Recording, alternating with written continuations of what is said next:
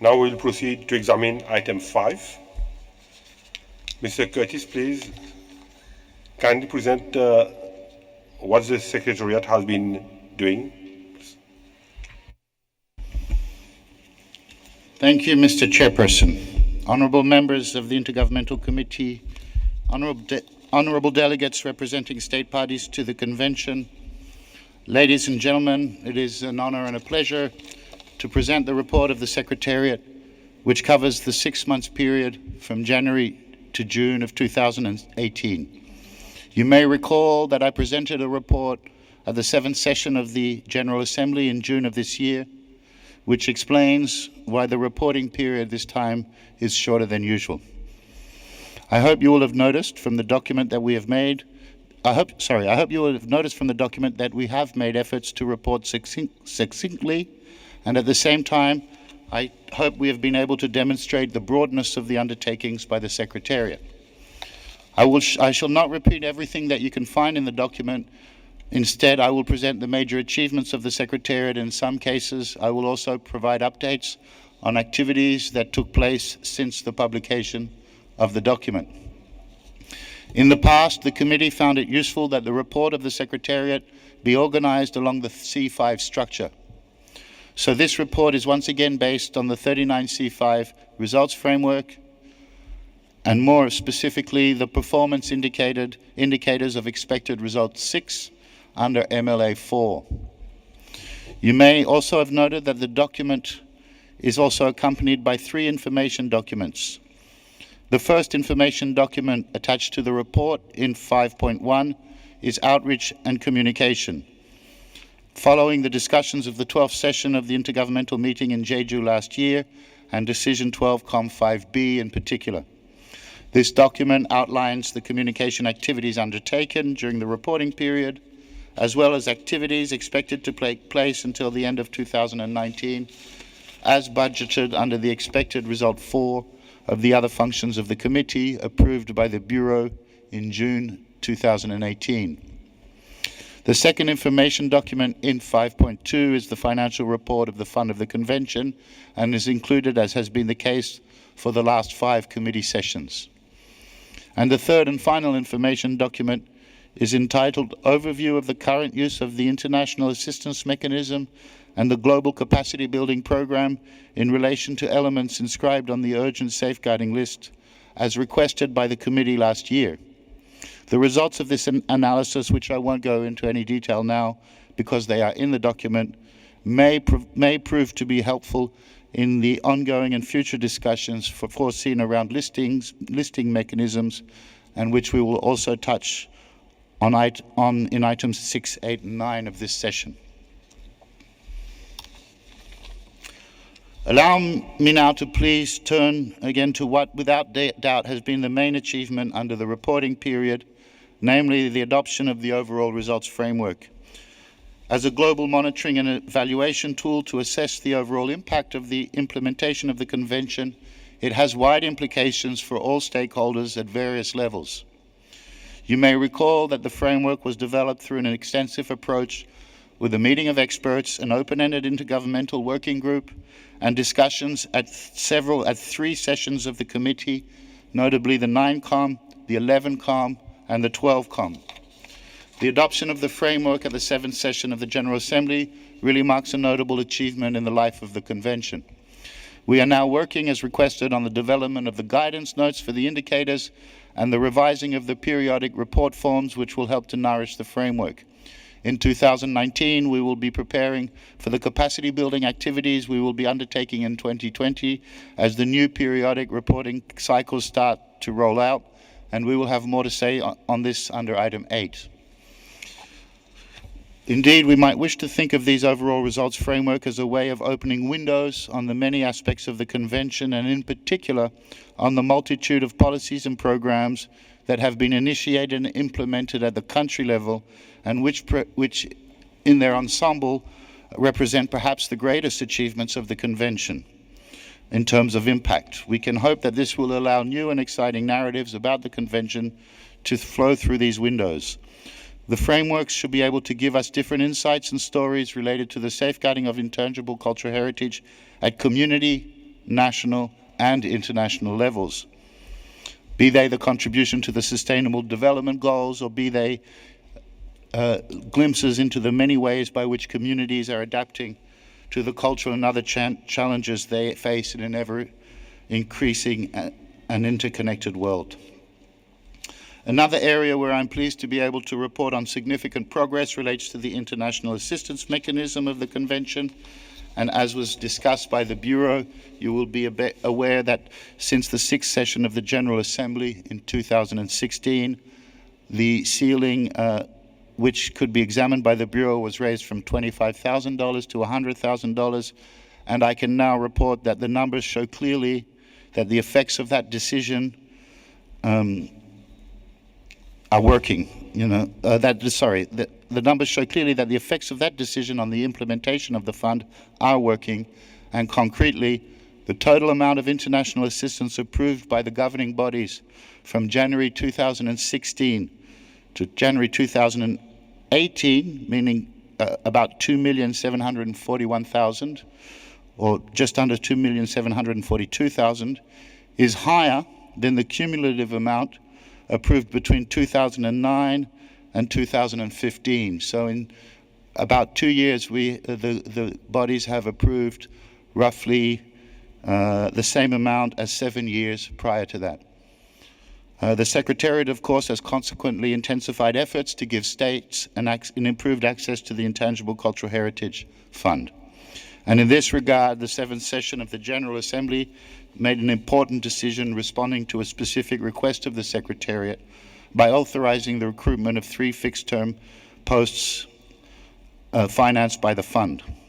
These posts will be dedicated to the operationalization of the international assistance portfolio of the ICH fund. And the idea is to form a team to set up proper implementation and monitoring mechanisms, including risk management, to determine the impact and sustainability of individual projects on the ground, as well as the efficiency of the overall international assistance mechanism.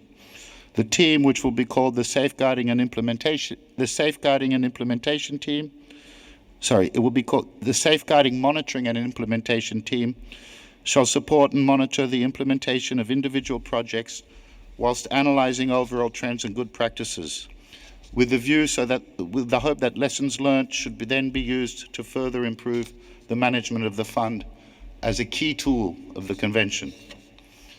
I'm also pleased to report that the recruitment processes are underway, as the vacancy note for the 3 posts were published on November 14. Ladies and gentlemen, you may also recall that safeguarding intangible cultural heritage in formal and non-formal education was adopted as a new funding priority at the 12th session in December 2017. Some of you might also have attended a roundtable at the 7th session of the General Assembly to raise awareness about this new funding priority. Specific activities under this new priority were subsequently included in the 39C5 work plans for 10 field offices, namely Almaty Office, Amman Office, Beijing Office, Harare Office, Havana Office, Dakar Office, Lebanon Office, Nairobi Office, Santiago Office, and Tashkent Office. A number of offices are involved in resource mobilization efforts, and notably the Bangkok office is awaiting final stages approval from a donor to cover activities in 3 countries. It has been very encouraging to see that many of these plans involve both our culture and education colleagues who are collaborating closely to ensure effective outcomes. Nevertheless, as you are all too well aware, the core funding resources of the organization are extremely limited, and I hope you don't mind me taking this opportunity to once again call for additional funding for this important area of the Convention's work. We have also undertaken a few other intersectoral activities at the global level.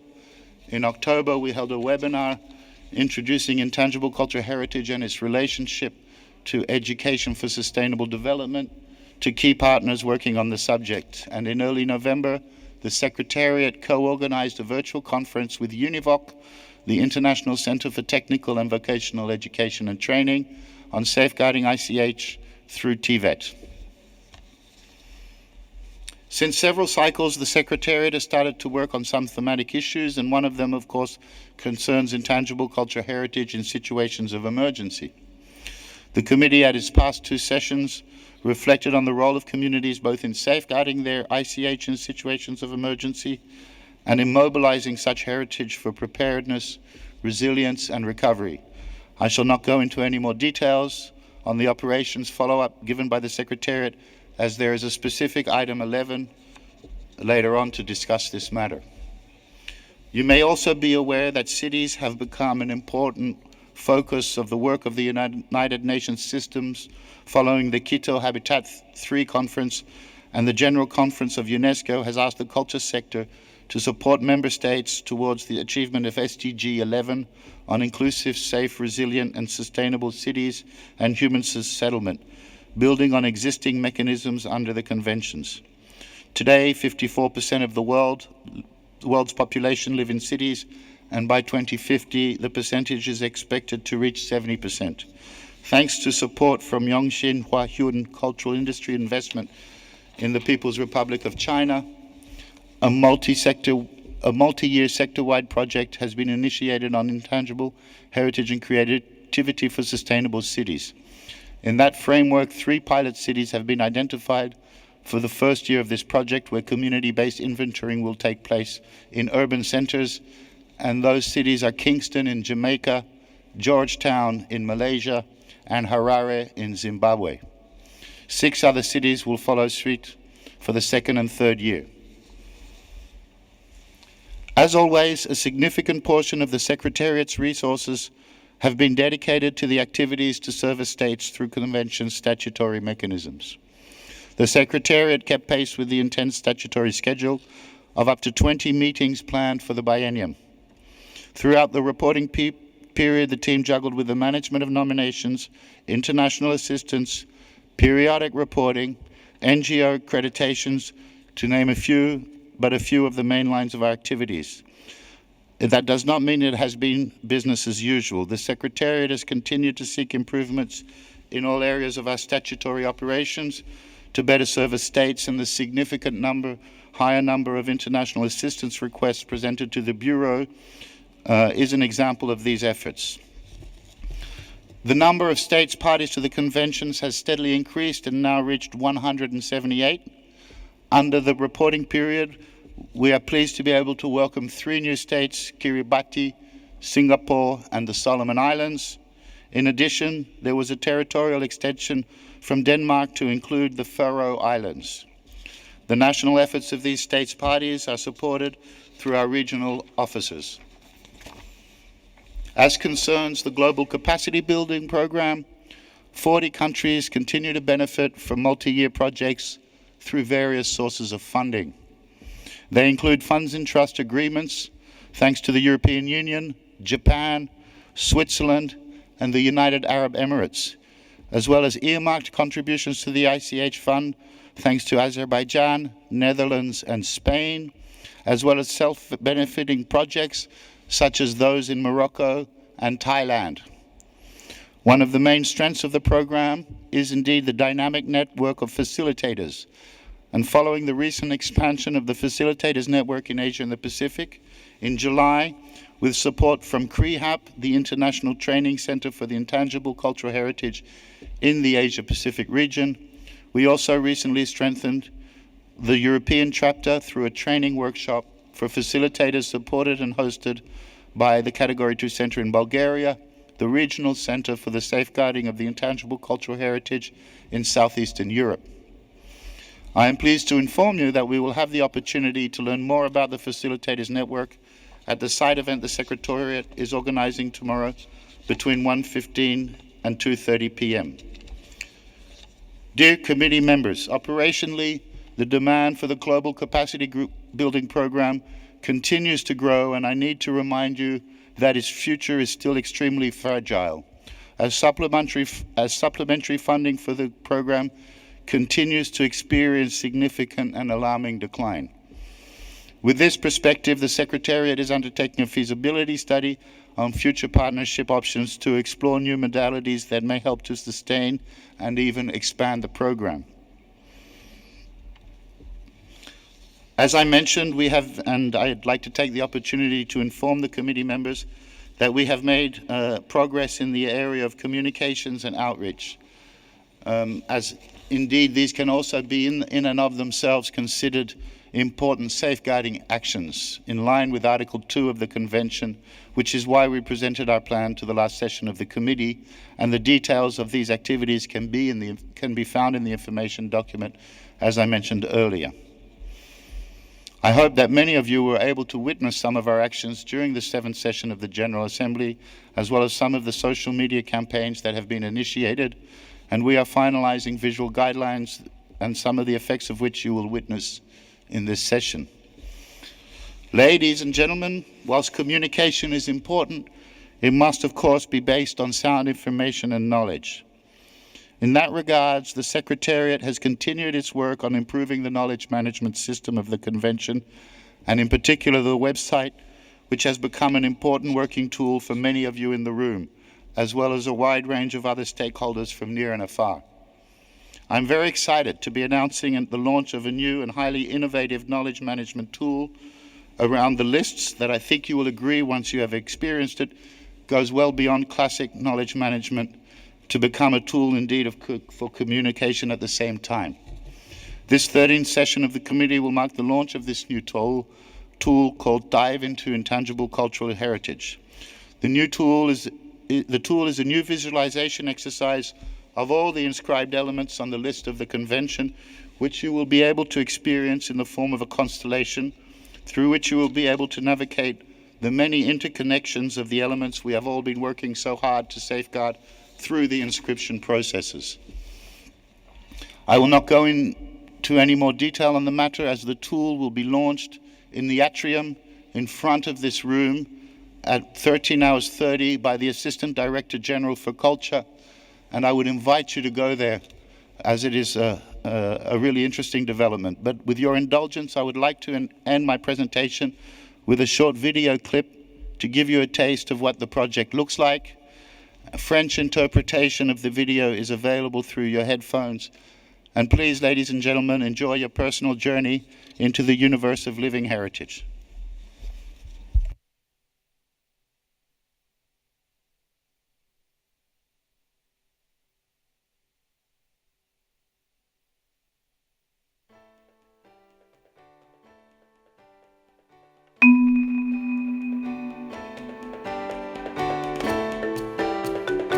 Intangible cultural heritage takes infinite forms.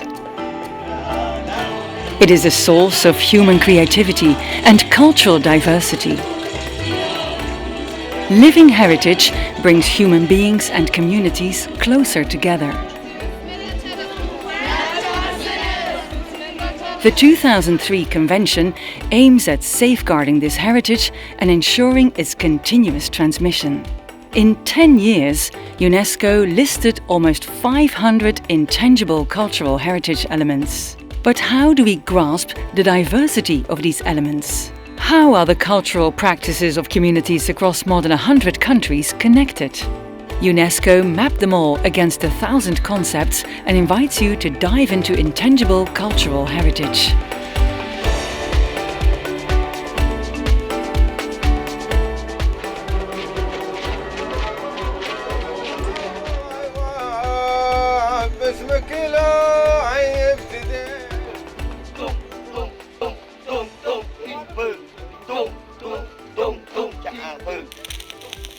How does living heritage relate to nature?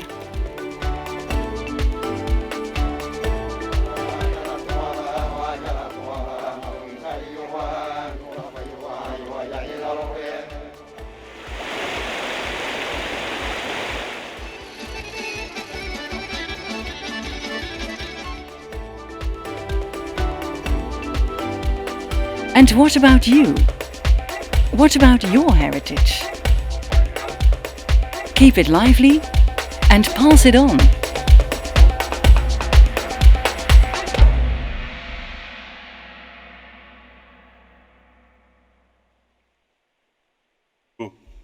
Tim, for this presentation, and also congratulations.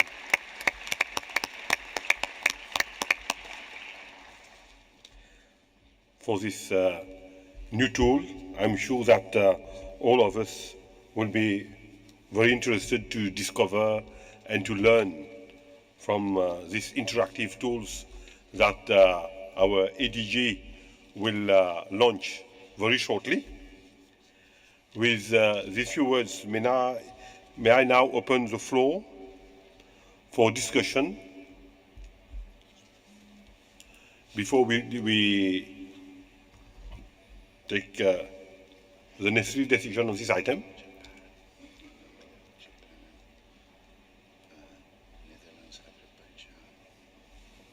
I'll start by recognizing Colombia. Thank you, Mr. Chairman. Quisiera, en primer lugar, agradecer por la generosidad de habernos invitado como país anfitrión a la República de Mauricio, así como a los miembros del Buró y al Secretariado para la preparación del comité y de sus múltiples documentos.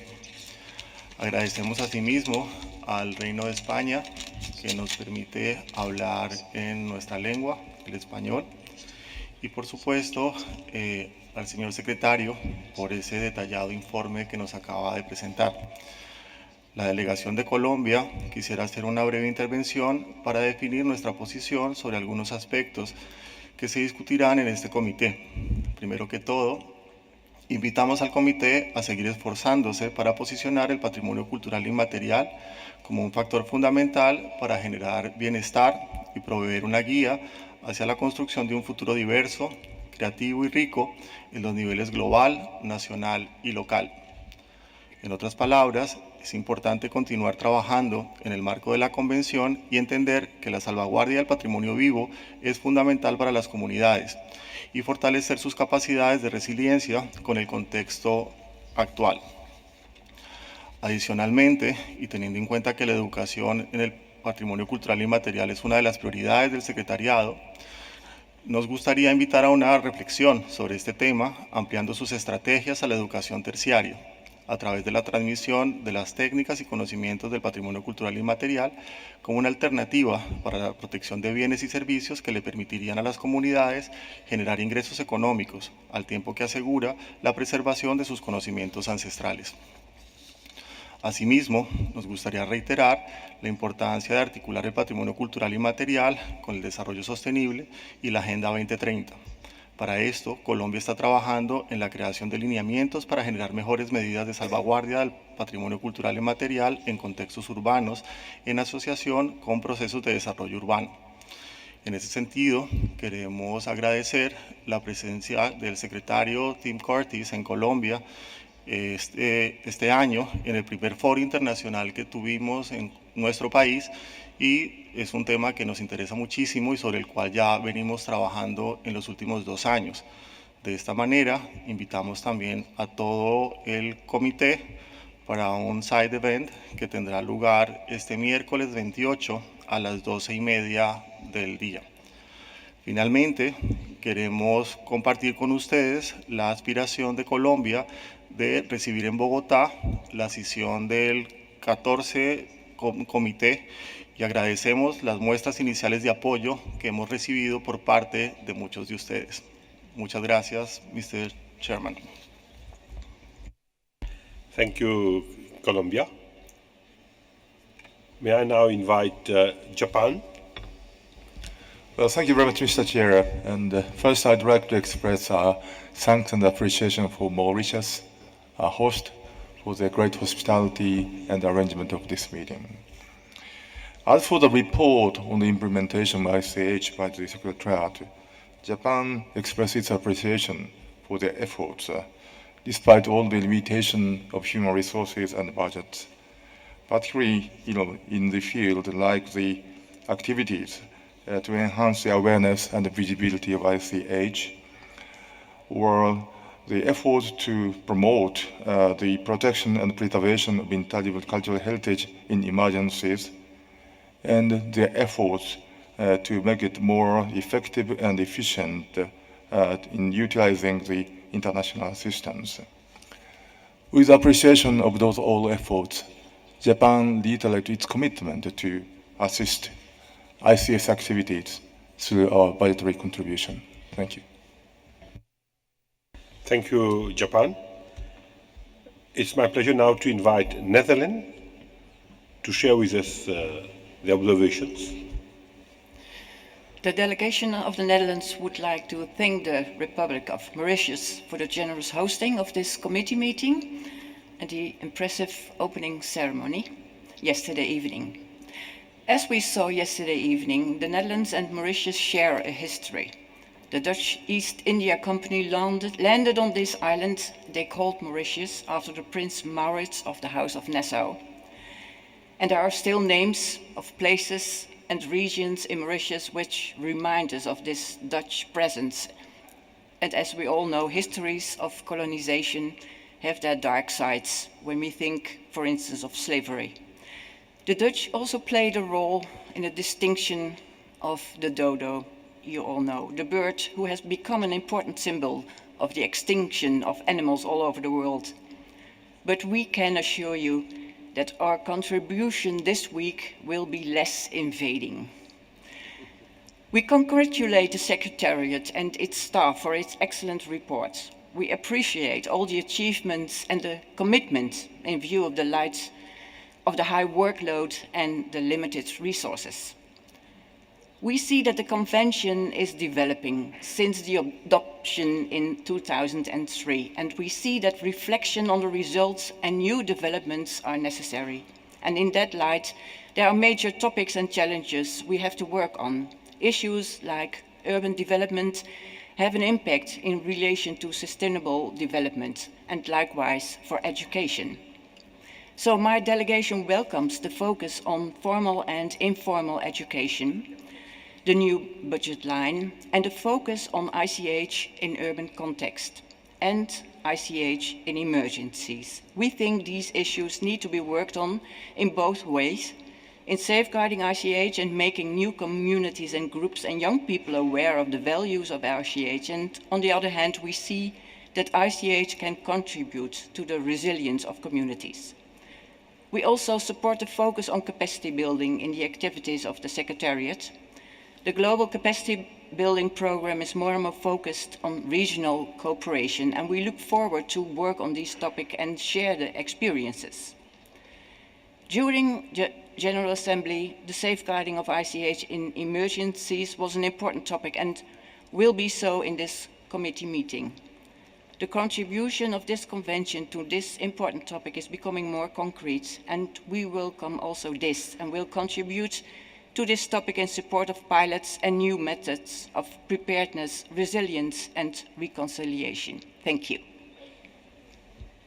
Thank you, Netherlands. I've got now a list of 6 other members who wish to intervene.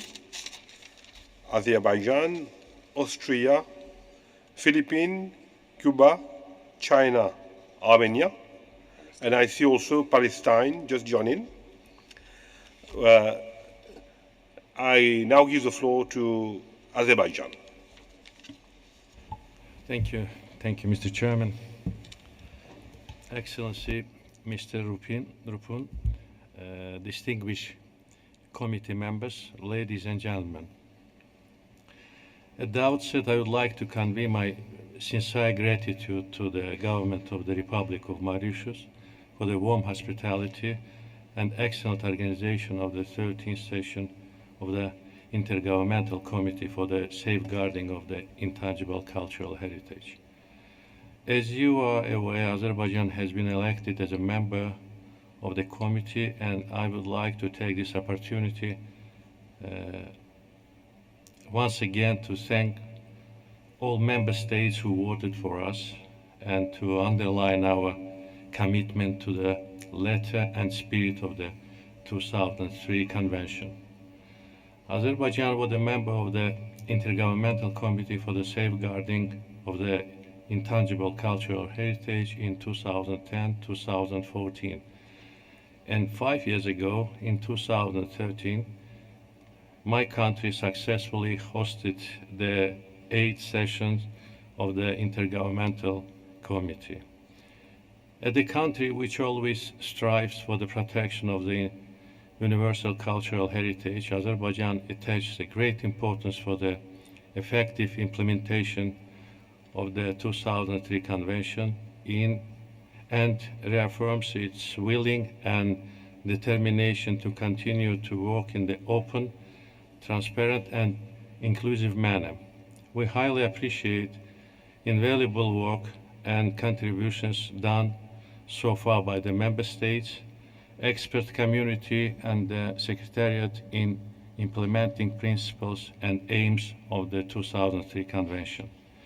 We believe that UNESCO as a laboratory of ideas should be genuinely multilateral environment where all member states can stand together for preservation of our common heritage, respect for diversity, and promotion of cultural peace. In the context of relationship between UNESCO and the Republic of Azerbaijan, I would like to underline the valuable contribution of Her Excellency Madame Mehriban Aliyeva, First Vice President of Republic of Azerbaijan, and UNESCO Goodwill Ambassador, to bringing this cooperation to even more intensive and dynamic level. Thanks to Madame Aliyeva's tireless efforts, elements of tangible and intangible cultural heritage of Azerbaijan were inscribed on the relevant UNESCO lists. And in conclusion, I wish to assure you that as a member of the committee for the period of 2018-2022, Azerbaijan will spare no efforts to the protection of intangible heritage of humanity and share its rich experience through the constructive engagement with member states in the spirit of partnership and cooperation for better implementation of the objectives of the Convention of the Safeguarding of the Intangible Cultural Heritage. I thank you very much.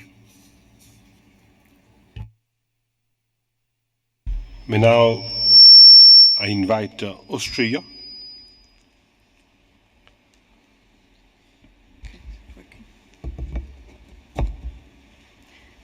Thank you, Mr. Chairperson, and thank you for your warm hospitality and facilitation of this meeting. We trust your experience and leadership to run this meeting smoothly.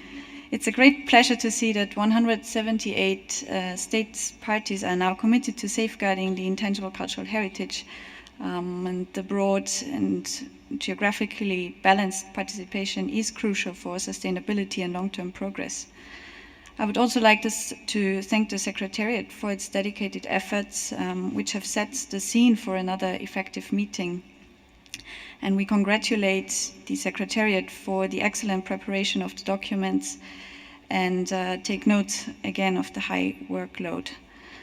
Indeed, the large amount of activities and achievements made during the reporting period is impressive, and I hope that the work on communication and outreach that was presented at the General Assembly, but also will be presented here at this meeting, will be available or is available for member states to use.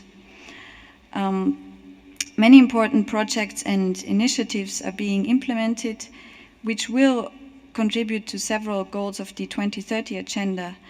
And with great interest, we took note of the growing demand of the Global Capacity Building Program and highly welcome the broad scope of actions through inspiring projects and wide range of safeguarding areas. It's mentioned again that the Secretariat is exploring potential partnerships and partnership modalities, and if not foreseen under another topic, we would appreciate some information on this issue, for example, who these partners could be and what modalities we're talking about, if we are already at the stage where information on this can be shared.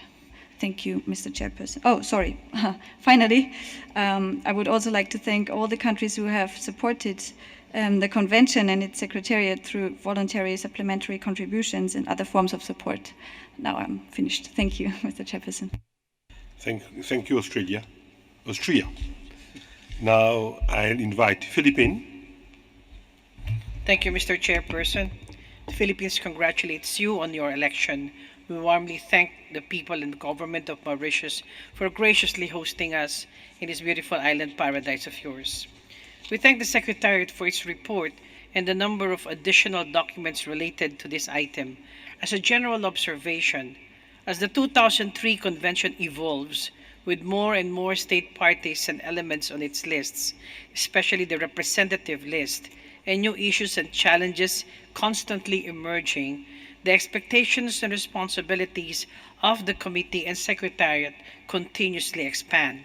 Therefore, a robust, efficient, transparent, and credible system is needed to support state parties, the committee, and the secretariat in its collective efforts to safeguard intangible cultural heritage in accordance with the Convention. This should be our overarching goal, which all our actions should be measured against. The lists are visible tools for safeguarding and raising awareness, but are we doing more harm than good by focusing so much on the lists? We thus look forward to the reflection on the nature of the listing mechanisms. We also need to examine more closely the spirit and procedures by which nominations are evaluated. And lastly, we just have some specific questions and comments. One, we would like to inquire about the outcome of the 6th annual coordination meeting of Category 2 centers held in June this year. 2, we welcome the work on outreach and communication, especially production of documentaries, which can help the public and relevant authorities attain better appreciation of ICH in relation to recurring challenges of criteria R2. And lastly, we also want to ask what is the impact of the restructuring of the culture sector on the 2003 Convention Secretariat. Thank you, Mr. Chair. Thank you, Philippine. May I now invite Cuba to share with us their observations. Gracias, señor presidente. Quisiéramos hacer referencia especialmente a todo lo relacionado con la educación superior y la educación terciaria como prioridad dentro de la Convención de Patrimonio Inmaterial. Y viene muy alineado a los esfuerzos que hace Cuba por consolidar tanto en la educación superior como en la educación terciaria los esfuerzos por la implementación de la Convención. Acaba de establecerse en Cuba, en la carrera de gestión de patrimonio, conservación y patrimonio cultural, una disciplina con 3 asignaturas curriculares a nivel de educación superior para la formación de estos profesionales. Y se trabaja en un esfuerzo con la Unión Europea en la creación de un centro regional para todo el trabajo con el Caribe y con Europa para la preservación y restauración del patrimonio, no solo visto desde el punto de vista cultural, sino también incluyendo todo el tema de la diversidad cultural en la que se implican las 3 convenciones de la Unesco. Y nos parece que es muy importante que los estados podamos contar con el apoyo y con el acompañamiento de la Unesco en estos esfuerzos que en definitiva lo que buscan es lograr una mejor implementación de la Convención y crear sinergias entre otros países que también desarrollan buenas prácticas en este sentido. Muchas gracias. May I now invite China, please? Thank you, Mr. Chairman. Since it is the first time for our delegation to take the floor, I would like to start thanking the government of Mauritius for hosting this 13th commission session of the committee.